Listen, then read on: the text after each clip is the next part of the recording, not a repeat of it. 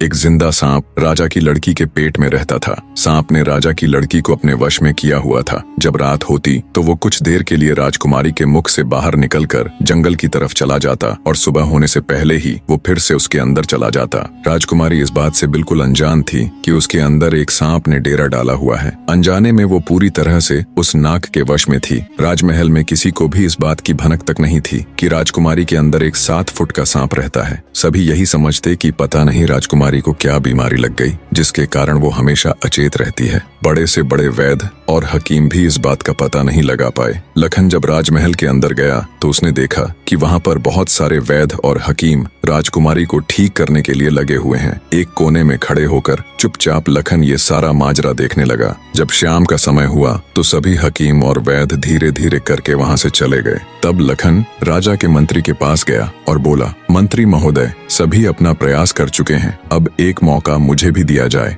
लखन की बात सुन मंत्री उसे अपने साथ ले राजा के पास जाता है और लखन का प्रस्ताव राजा के सामने रखता है। बेचारा हर तरफ से निराश हो चुका राजा एक बार अनमने ढंग से लखन की तरफ देखता है, फिर दुखी मन से कहता है, बताओ तुम मेरी बेटी का इलाज किस प्रकार करोगे।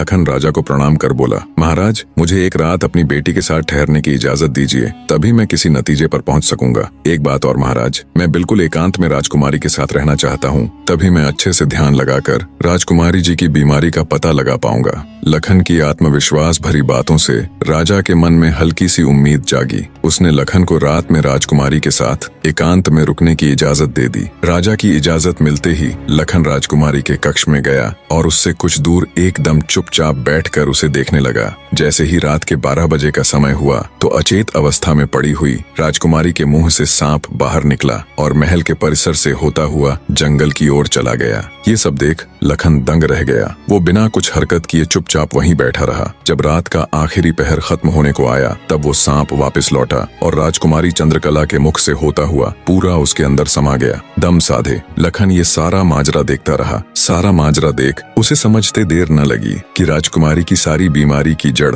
ये सांप ही है। सुबह हुई तो राजा चंद्रसेन डर और बेसब्री के मिश्रित भावों के साथ लंबे लंबे कदम रखता हुआ अपने मंत्री के साथ राजकुमारी के कमरे में आया और बेसब्री से उसने लखन से पूछा, बताओ लड़के, तुम किस नतीजे पर पहुंचे? क्या मेरी बेटी ठीक हो जाएगी? लखन बोला, महाराज, मुझे राजकुमारी की बीमारी का पता चल गया है और ईश्वर ने चाहा तो वो जरूर ठीक हो जाएगी। आप मुझे एक रात का समय और दीजिए और मेरे लिए एक तलवार, एक मिट्टी से भरी हुई बड़ी सी बाल्टी का इंतजाम कर दीजिए। लखन की बात सुन राजा को बहुत सुकून मिला। उसने मंत्री को लखन के द्वारा मांगा गया सारा सामान उसे देने का निर्देश दिया। अब सभी को इंतजार था तो बस रात का।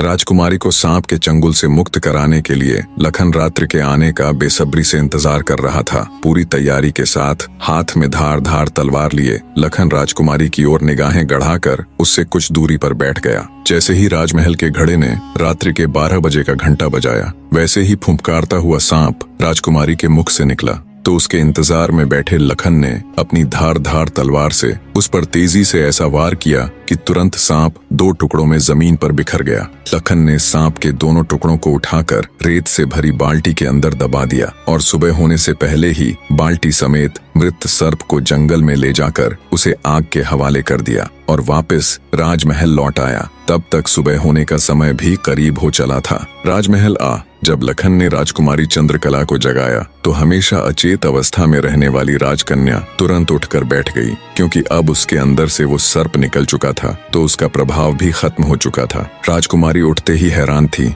उसे ऐसा लग रहा था जैसे पता नहीं वो कितने सालों से नींद में थी। जब लखन ने राजकुमारी से उसके स्वास्थ्य के बारे में पूछा तो अचंभित राजकुमारी ने अपने आप को बिल्कुल ठीक बताया। तब तक सुबह भी हो चुकी थी। उधर राजा भी पूरी रात सोया नहीं था। उसे बस इंतजार था तो सुबह का। जैसे ही सुबह हुई राजा बेसब्री से भागा भागा राजकुमारी के कक्ष में आया। जब उसने बिल्कुल सही सलामत अपनी बेटी को बैठे और बात करते पाया तो उसकी खुशी का ठिकाना ना रहा। आंखों में अश्रु लिए राजा ने तुरंत अपनी लाडली बेटी को गले लगा लिया। भरे हृदय से राजा ने हाथ जोड़कर लखन का शुक्रिया अदा किया और अपनी शर्त के अनुसार राजकुमारी चंद्रकला का विवाह लखन के साथ कर दिया। जब राजा ने लखन को अपना आधा राज्यपाट देना चाहा तो लखन ने राज्य लेने से साफ मना कर दिया। ऐसा स्वाभिमानी दामाद दामाद पाकर राजा चंद्रसेन खुशी से फूला नहीं समाया। उसने खुशी खुशी बहुत सारा धन देकर अपनी बेटी चंद्रकला को लखन के साथ विदा कर दिया। जब राजकुमारी चंद्रकला को ले लखन अपने राज्य उज्जैन नगरी पहुंचा तो उसकी भाभी समेत पूरे परिवार ने उन दोनों का हार्दिक स्वागत किया। लखन खुशी खुशी अपनी नवविवाहिता पत्नी राजकुमारी चंद्रकला के साथ रहने लगा। कुछ ही दिन बाद उज्जैन नगर में एक भव्य समारोह था जिसमें राजकुमारी चंद्रकला भी अपनी भाभी के साथ समारोह देखने गई हुई थी। तभी मेले में दूसरी तरफ से दैत्य दंभिकासुर ने प्रस्थान किया। इतने बड़े दानव को देख समारोह में हड़कंप मच गया। हर कोई अपनी जान बचाने के लिए इधर उधर भाग रहा था। दैत्य को देख राजकुमारी चंद्रकला भी अपनी भाभी के साथ जब समारोह से भागकर जाने लगी, तभी दंभिकासुर की नजर राजकुमारी चंद्रकला पर पड़ गई। राजकुमारी के रूप यौवन को देखते ही दानवराज दंभिकासुर उस पर मोहित हो गया। दैत्य अपने पूरे जीवन काल में बहुत सी स्त्रियों के साथ खेला था, पर आज तक उसने इतनी सुंदर स्त्री कभी नहीं देखी थी। पलक झपकते ही उसने चंद्रकला को उठा लिया और उसे राज्य के बाहर अपनी गुफा में ले गया।